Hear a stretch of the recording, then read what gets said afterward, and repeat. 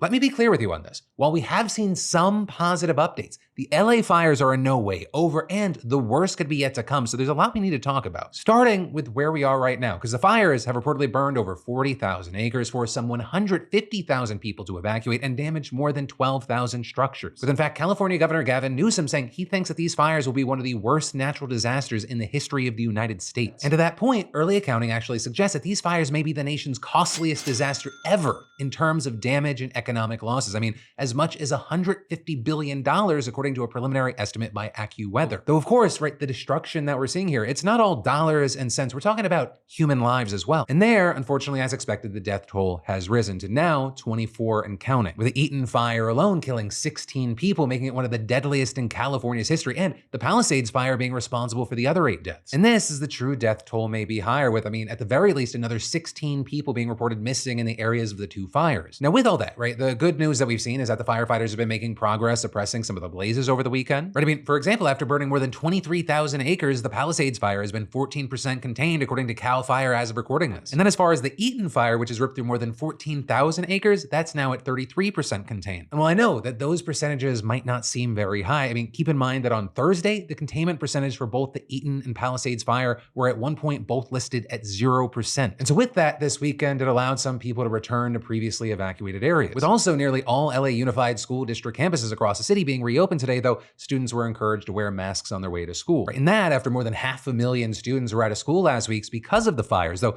of course some aren't returning to the schools because they've literally been destroyed by the fires. And this also is at least 7 schools in the district reportedly still affected by mandatory evacuation zones or burn damage. But again, this is in no way over, and it could in fact get worse this week. Right? I mean, currently you have fire crews and resources being preemptively deployed to high-risk areas as now dangerous winds are again expected to sweep through the area this week. I mean, you have wind gusts expected to pick up today, reaching speeds in excess of 70 miles an hour by Tuesday, with people like Brian Hurley, for example, a meteorologist with the National Weather Service, cautioning that while the winds this week may not be quite as strong as they were last week, their long duration, that could make the fire risk worse. And also hitting on that, you had a firefighter in Altadena telling the Wall Street Journal, "We're not leaving for probably 2 weeks. We're gonna be constantly patrolling." Though it really is these next few days that really have people worried. With Hurley, the meteorologist, saying, "Tuesday into Wednesday is a particularly dangerous situation, and today won't be a picnic either." With him adding, this uptick in winds will fuel extreme fire growth, and lots of folks are gonna have to prepare to evacuate. And actually with that, forecasters have issued a rare fire danger alert known as the particularly dangerous situation red flag warning for tonight through Wednesday morning, which notably is the same level of alert that was issued when the fires began last week. Also, a very big thing here, a key takeaway is that is a warning that's normally issued only once every few years, but this is now reportedly the 4th time there's been one in just the past few months. And so of course, that's part of the reason there's been so much conversation around climate change. Right? Overall, 15 out of the 20 most destructive California wildfires in history, they've reportedly taken place in the last 10 years, with those now including the Palisades and Eaton fires. And with that, Climameter, an international initiative focused on understanding extreme weather in the context of climate change, they just released a new rapid attribution study finding that human-driven climate change has played a role in these latest fires. And specifically here, claiming that temperatures are warmer by up to 5 degrees Celsius, the air is 15% drier, and conditions are 20% windier, and then going on to say, he described the strengthened winds, higher temperature, and drier conditions triggering January 2025 California wildfires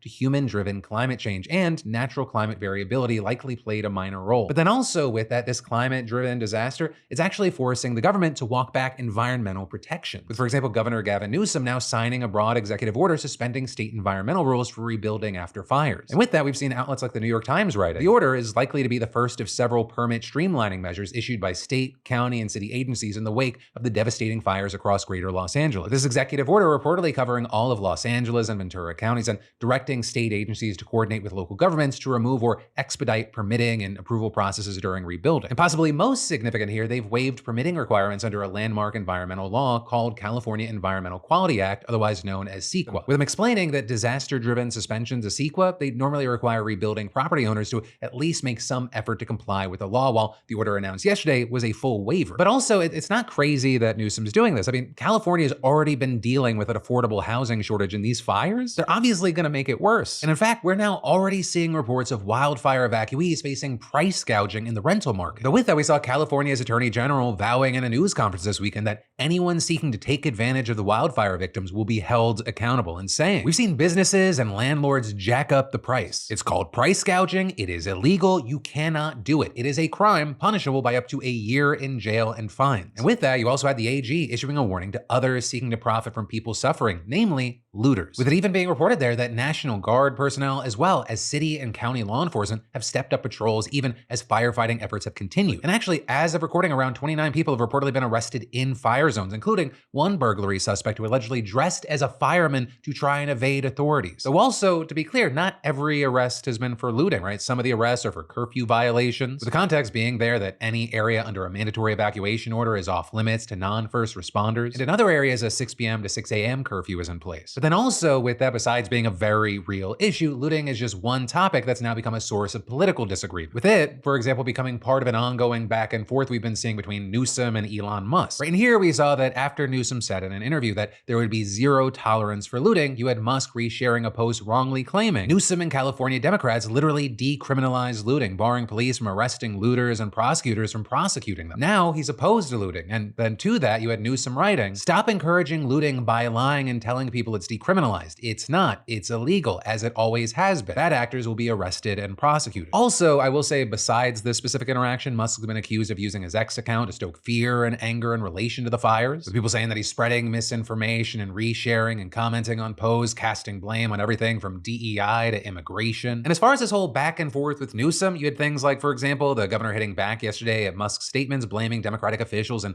all levels of California government for alleged mismanagement, making the fires worse. Or for example, claiming that environmental regulations, including one meant to protect an endangered fish, had helped create a water shortage that has hampered firefighting efforts, which notably is also a claim we've seen President-elect Trump make. But in response to all this, you had Newsom yesterday sharing a clip from a live stream that Musk did where he spoke with LA firefighters, in which one seemed to push back on water availability being an issue. All right, what about water availability? Was water availability? I understand that was like not an issue in Malibu. Is that correct? Was it water? Well, yeah. So there was water. We have several reservoirs that encinos that we use a lot. Now, just an example, if we have one building burning, we could flow 1,000 gallons a minute on that one building with the hose lays that we put in to stop it. You can imagine 1,000 gallons per house we couldn't do, right? So the amount of water we're flowing, there really is no water system that's going to keep that pace. Right, and so basically he's saying that the issue is just that firefighters had just been using so much water that the system, or any system, couldn't keep up with demand. And notably, that tracks with what experts have been saying, with one expert even reportedly saying that no water system in the world could have handled these fires. And so with that clip, you had Newsom writing, "Elon Musk exposed by firefighters for his own lies." Though this also notably as Musk has received praise for Tesla reportedly deploying 8 Cybertrucks equipped with the Starlink terminals to help with internet access. Now also with this whole situation, I gotta say, it really does feel like an all hands on deck situation. Like seemingly everyone is trying to pitch in. I mean, even had Ukrainian President Zelensky writing on social media, "Today I instructed Ukraine's Minister of Internal Affairs and our diplomats to prepare for the possible participation of our rescuers in combating the wildfires in California," and adding 150 of our firefighters are already prepared. And this is you have fire crews from several other states, as well as even Mexico and Canada, and nearly 1,000 incarcerated people from California's prison system helping fight the fires. So I will say with that last one, right, we've talked about it before, it is controversial because despite risking their lives, on average, they only make between $5.80 and $10.24 per day, which is why you've had many arguing that the program is exploitative and saying that they're not making enough money considering the risk they're taking. But this is reportedly for people behind bars, this is actually a very coveted job. Where reportedly most inmate fire crew members also receive time credits, often getting 2 days off their sentence for every day they serve on a crew. With one formerly incarcerated firefighter even telling the LA Times, "Every single firefighter that is out there right now, I'm sure they're proud to be there. But also every single one of those people has signed away their rights for any sort of compensation if they die on the fireground." And then actually with all this, over the weekend, we got an even closer look into what this all looks like on the ground. With us seeing, among other things, political commentator Hassan Piker actually going out and interviewing some of the incarcerated firefighters on a stream. And one of the things you definitely see is them sort of echoing a sense of pride. The return that we get is our second chance at life. You know, this is a pilot program. You know, a lot of us made decisions before our brain was able to develop, before the age of 25.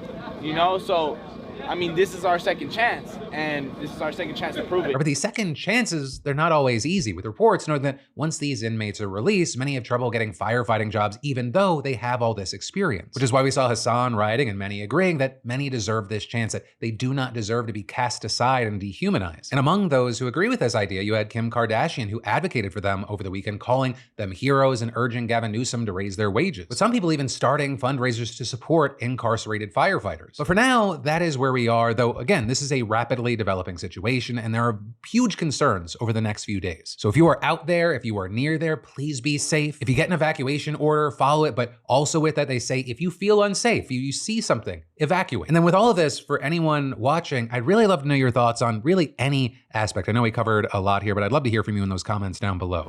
Hey, thanks for watching, and I hope you enjoyed this clip from the full Philip DeFranco show. And also a big thanks to Squarespace for sponsoring our Clips channel. Turn your passion into profit over at squarespace.com/Phil or use the QR code. Because whether you're launching a business or a lucrative side hustle, your website is your digital business card. It's the only space where you control the story, no algorithms or distractions. And with Squarespace, it's so easy because they got a ton of stunning professional templates with drag and drop editing that makes site design incredibly simple, no coding required. So get started for free at squarespace.com/Phil or scan the QR code on screen and use code Phil for 10% off when ready to launch. Squarespace.com/Phil.